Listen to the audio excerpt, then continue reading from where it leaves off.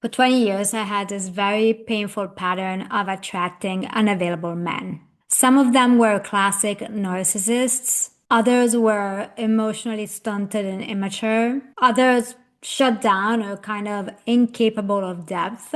But the common thread was that they were all emotionally unavailable. And to be honest, that caused me so much pain because I wanted so hard to be loved, to be cherished, to be seen, to be accepted. It's human nature to want those things. It's a right. But no matter how hard I tried, I could not break free. I felt, honestly, like I was cursed. But this is what I realized when you have this very painful pattern of attracting narcissists and unavailable partners. It's not because you're cursed or you came out wrong or something is wrong with you. It's because deep down you're terrified of vulnerability. Because love has never felt safe. Love is something you're used to performing for, something you think you have to earn, something that was weaponized so that other people could get what they wanted through you.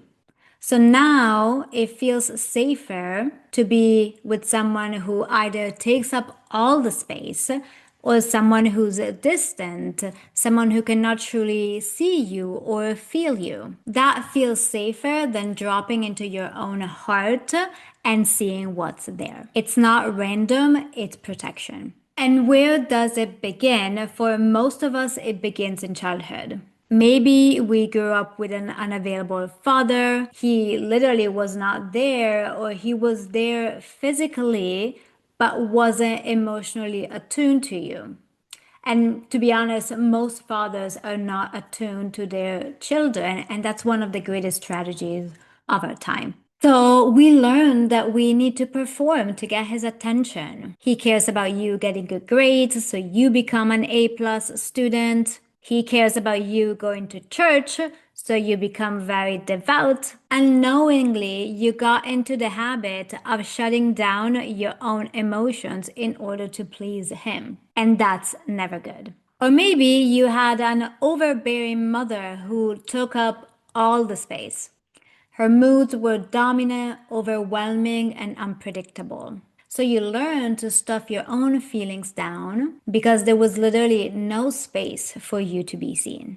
You develop this habit of shrinking and making yourself very, very small so that she wouldn't fall apart. Or maybe, on top of all of this, you were also the peacekeeper of the family. The child, maybe you were the oldest or the youngest who was hyper aware of the emotional chaos going on around you. And you were tasked, not because you wanted to, but because this role was given to you, you were tasked with the role of the diplomat, the mediator, which is ridiculous to ask that of a child. You had to scan the emotional weather and bring everyone back in line.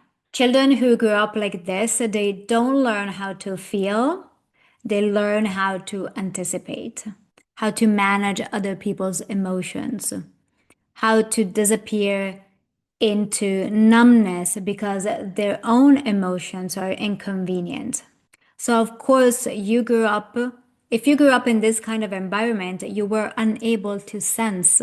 No one taught you how to sense your own emotional needs because no one asked you what they were.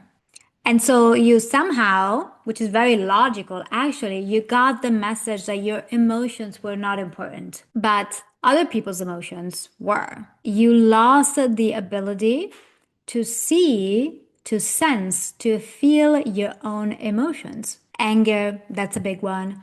Joy, sadness, frustration, just normal emotions that every human being has.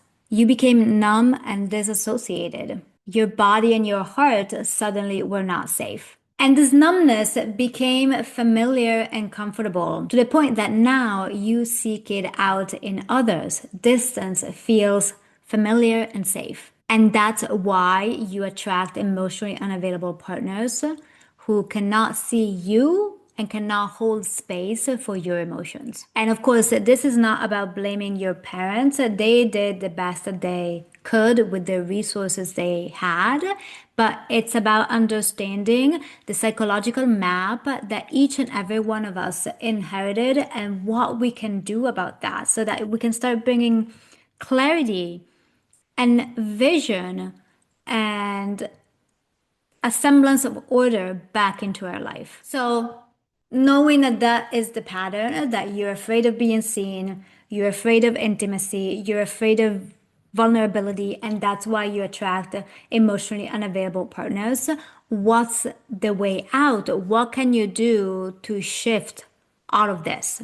This is not an easy task in the sense that it cannot happen in a week, right? This is almost like a lifelong project of becoming more and more available to yourself. You have to begin by making the commitment of befriending your emotions, which also symbolically, even though this is another topic, is it coincides with the reawakening of your inner feminine landscape. Not so much in a gender sense, but in a human sense.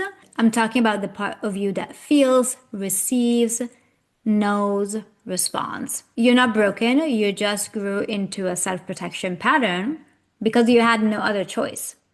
But it's your responsibility to start to disassemble it, to start to dismantle it. Because, see, for the wounded ego, it's convenient, psychologically convenient, to be with someone who's emotionally unavailable. If we grew up with emotional unavailability, our comfort zone is to focus on others and not look at what's going on inside of us. As long as I keep blaming them, I don't have to look at my own numbness, my own fear, my own avoidance. And also, I don't have to look at the emotions that those things are covering up. But my personal breakthrough happened when I stopped blaming others and I took a hard, honest look at myself, at how I had desensitized myself from feeling my own emotions fully. I had to ask myself, where am I unavailable? Where have I abandoned myself emotionally? Where have I numbed my own heart? Where have I made my needs invisible? One of the biggest, most transformational discoveries I made in my own life is that I was emotionally unavailable to myself. And so, to no one's surprise, I was attracting an army of unavailable partners who could not, for the love of God, could not fully see me. So the only solution possible to start breaking this very painful pattern is to befriend your inner emotional landscape, to understand what goes on inside of you. What are you feeling? What have you suppressed for years, maybe decades? What's bubbling up under the surface of your apparently perfect life? And those are exactly the things you need to tell the truth about. First and foremost to yourself, and then you can start venturing out and sharing them with other people as well. And this is really not about partnership. This is about the relationship that you have with yourself. Because the moment we start telling the truth inside of ourselves, we stop being attracted to people who cannot fully see us. The moment we see ourselves, we cannot stand people who cannot see us.